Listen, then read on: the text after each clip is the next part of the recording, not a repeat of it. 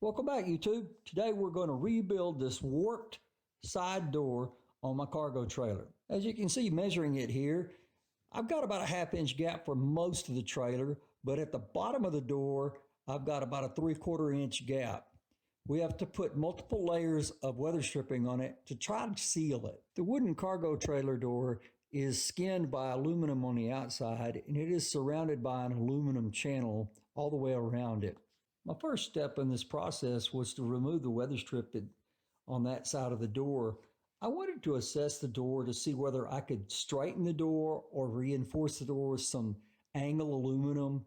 I really didn't want to take the door off and rebuild the whole door.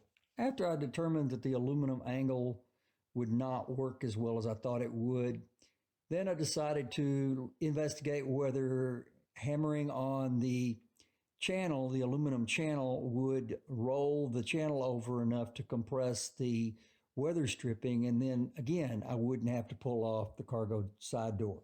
In the end, I decided hammering on that aluminum extrusion would not do well. It wouldn't get the results I wanted, and it would not leave the aluminum looking very good after I hammered on it. So I went ahead and had my neighbor come over, and we removed the side door and carried it into the shop and laid it down on a work table.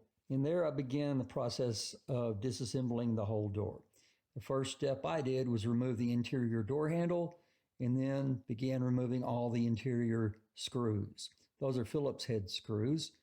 I also removed the inside part of the peephole, and then I moved over to the door latching mechanism that holds the door open and started trying to remove the inside nuts and bolts from that.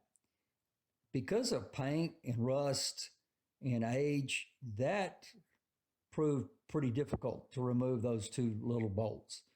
I never like to use vice grips on a bolt. It's like the last resort, but these bolts were just not going to come loose.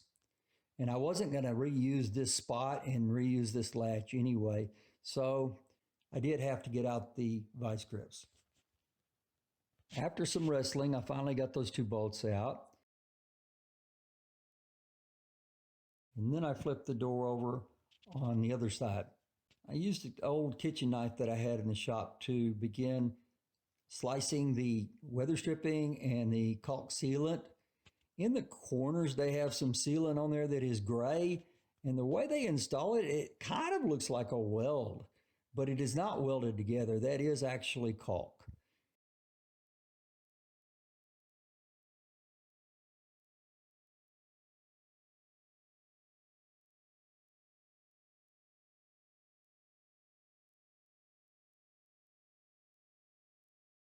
After I got all the caulk off, then I used a block of wood and a mallet to hammer on the aluminum trim on the door to get the aluminum trim to separate from the door.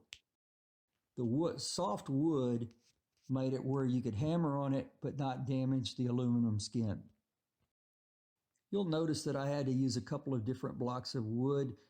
After you've used the block of wood, the edge rolls on the wood and it's not sharp enough to catch onto the aluminum extrusion.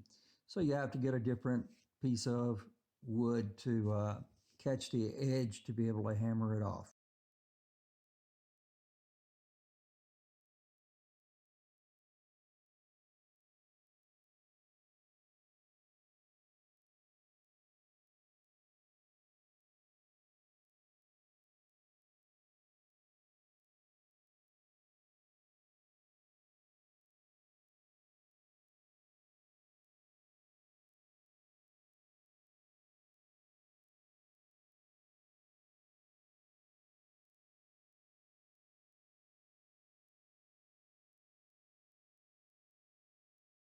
And I really don't know why it didn't dawn on me earlier.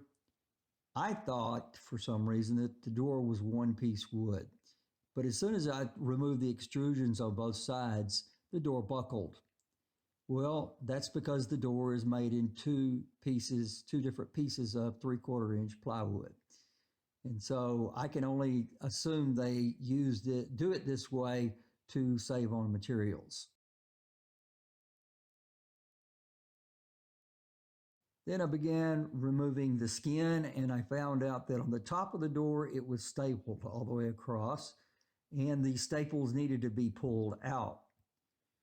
I had to use needle nose pliers and a little small screwdriver to get the staples out of the wood, but once they were out of the wood, the skin came off very easily.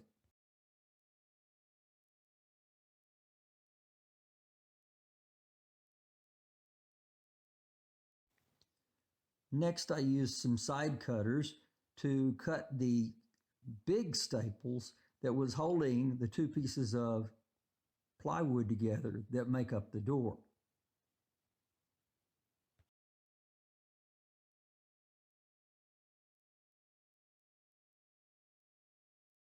I cut a new piece of plywood to match the overall length and width of the original door, and I laid it on the workbench.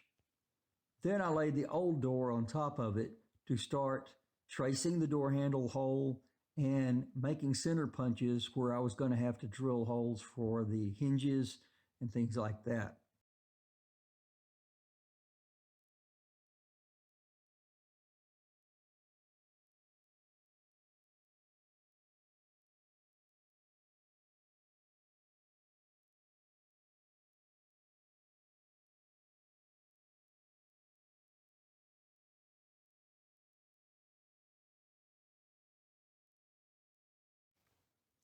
I was sure to transfer the hole locations from both pieces of wood to the new piece of plywood.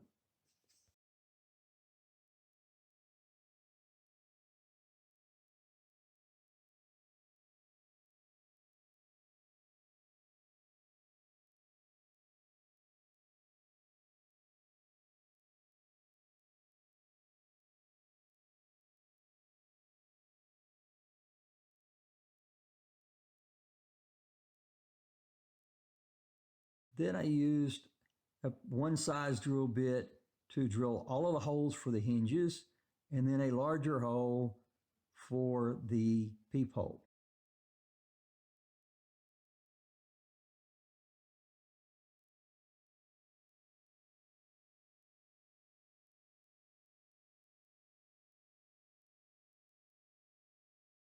And I thought after drilling all of that I would be ready to put the skin back on and screw everything back together. But I figured out that a lot of the old silicone had to be removed. I scraped on it with a plastic wedge, but it was very difficult to get off. I tried several different chemicals. I tried mineral spirits. That didn't seem to help very much. I tried lacquer thinner, and that helped way too much and damaged a little bit of the clear coat and paint on the aluminum. So then I got some acrylic-clean, and that seemed to be a good medium between the mineral spirits and the lacquer thinner.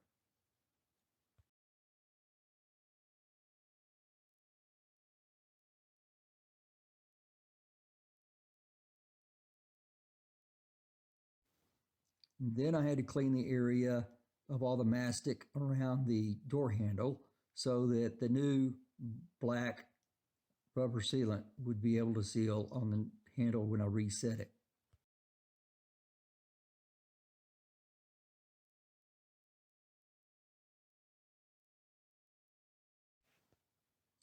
Cleaning took a really long time. It was very difficult.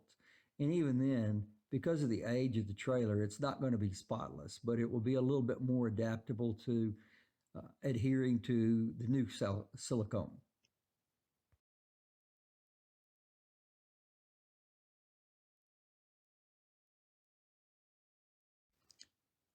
Did I happen to mention that it takes a long time and a lot of elbow grease to get this thing clean enough to put in a new piece of plywood and mount it on the side of the trailer? It takes a long time.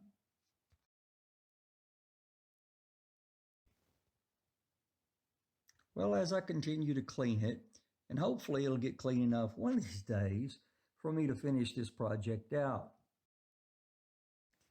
I'm still cleaning. Thanks for watching. Please click on the link to see the second part of this to find out how this door journey finally ends.